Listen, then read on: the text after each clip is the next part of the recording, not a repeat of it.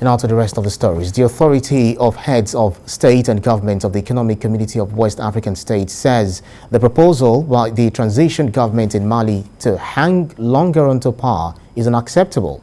The regional bloc also slapped the landlocked Sahel country with new sanctions that would likely strangulate the military junta led by Colonel Assimi Goïta. Senior Correspondent Femi Akande has more on the story. ECOWAS talks tough, and it seems ready to back these talks with action. New sanctions have been imposed against Mali and its military transition government over its reluctance to conduct elections on the earlier agreed dates. This time, the sanctions are tougher and stiffer. These additional sanctions include: first, the withdrawal of ambassadors of all ECOWAS member states in Mali.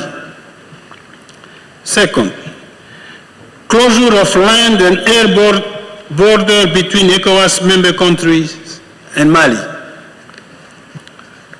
Third, suspension of all commercial and financial transactions between ECOWAS member states and Mali, with the exception of the following product: essential food product, pharmaceutical product, medical supply and equipment, including material for the control of COVID-19, petroleum product, and electricity. 4. Freeze of assets of the Republic of Mali in ECOWAS central banks. 5. Freeze of assets of the Malian state and the state enterprises and parastatal in all commercial banks. Finally, the suspension of Mali from all financial assistance and transaction from all financial institutions in ECOWAS region. The military junta led by Colonel Assimi Goïta had proposed a new transition period of 4 years before elections can be conducted. But the report of ECOWAS mediator for Mali, Nigeria's former president, Goodluck Jonathan, did not give the regime a chance. It insists on democracy and the return to civil rule. The Authority of Heads of State and Government in the region are all in agreement with the decision to hold out on Mali until it complies with the protocol for democracy and good governance. Indicated at the summit our intention to review by 31st December 2021 the state of preparation by the Malian transitional authorities towards compliance with the agreed February deadline for the conclusion of the Malian transition and the restoration of constitutional democratic order. We stated that if we were not satisfied with the state of progress by the authorities, we would undertake additional sanctions to achieve compliance.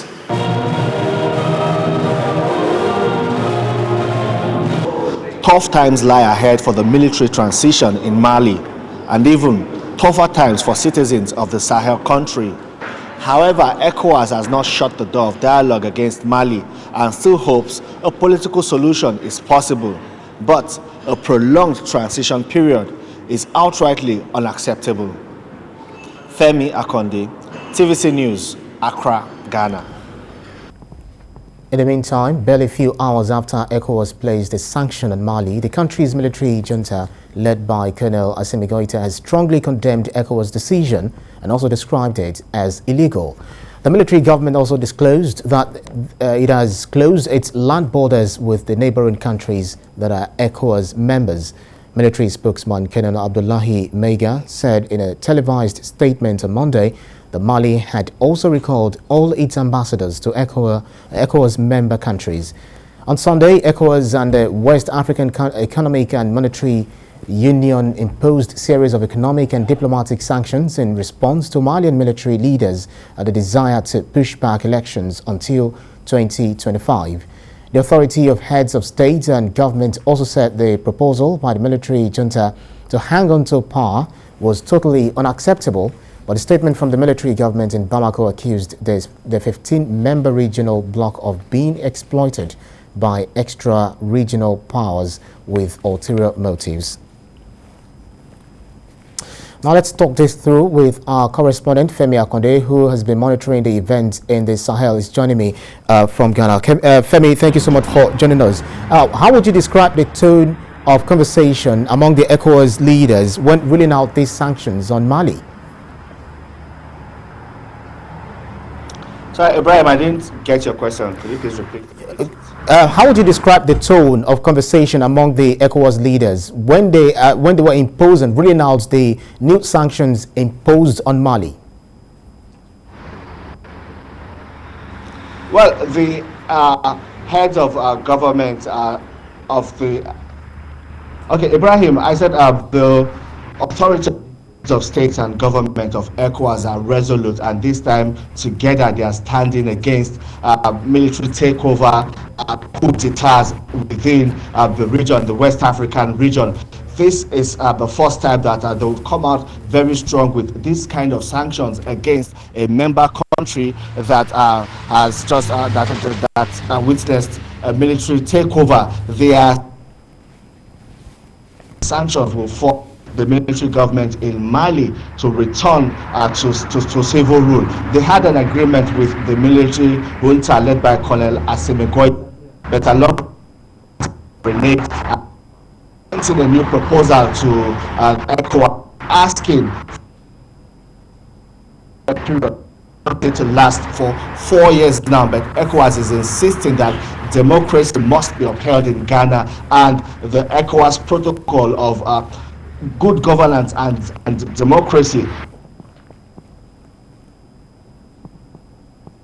They have now severe ties with Mali. They have asked all member countries with ambassadors in Mali to, with immediate effect, withdraw the ambassadors, closed air and land borders, frozen assets of members of the military government in Mali. They believe all these are far-reaching measures that will put pressure on Colonel Assimi Goïta and the military junta in Mali to stick to the agreement they had with ECOWAS, conduct elections which was scheduled to take place in February, and return the Sahel to civil rule. You know, just after that meeting of the heads of states and government, I met with the vice president. I spoke with the vice president of Nigeria, Professor Yemi Osinbajo, who represented President Muhammadu Buhari. I recall President Muhammadu Buhari was also earlier briefed by former President Goodluck Jonathan, who is the ECOWAS envoy to Mali, who is appointed the ECOWAS envoy to Mali. He was in Mali on the 5th of January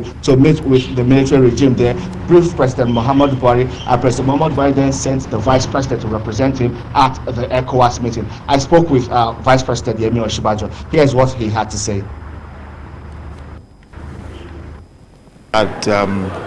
It has not lost its bite, and that we are concerned very about issues of good governance and the whole democratic enterprise in ECOWAS, in the ECOWAS region, which is why the sanctions against Guinea, and of course what is proposed against Mali.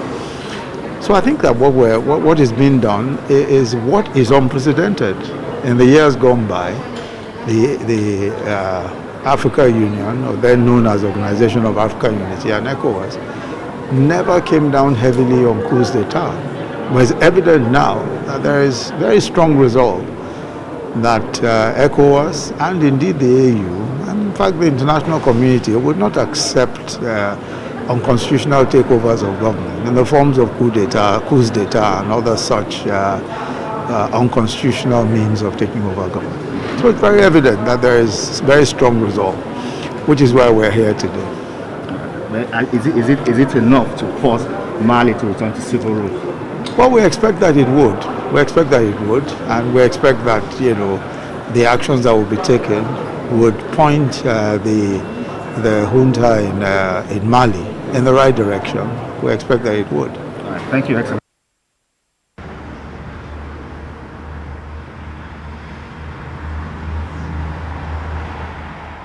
Yes, there you have it, Ibrahim, the Vice President, talking about the resolution reached among the authority of heads of state and government. But you know, we've also had the reaction from the military government in Mali. They are sticking to their guns. They have chosen to walk the hard way. They have called the bluff of ECOWAS, the regional bloc. They are assuring the people, the citizens in Mali, that indeed supplies, adequate supplies, will be provided for them by all necessary means. They are assuring them that by ECOWAS would not have much of an impact on the citizens of the country, and they believe that ECOWAS is being controlled by what they call external forces. They are insinuating that France, an ally of Mali, is the strings and controlling ECOWAS to slam those sanctions on Mali. You recall that France has also pulled out of the troubled Timbuktu region in northern Mali, giving room for Russian forces to take over that place and provide security and train the Russian military in the fight against the insurgents in that country. So right now we don't know how long the Malian military government will be able to stick out and call the bluff of ECOWAS. But ECOWAS is also insisting that the country must return to civil rule or before those sanctions will be lifted. Ibrahim. All right, Femi, I would have loved to take you on what the military leader Assimi Goïta said, you know, as about taking over the country to restore peace, but then we are pressed for time. And then you really touched on so many things that are very sacrosanct to this conversation. Correspondent Femi, senior correspondent Femi Akande, joining us live from Ghana. Thank you.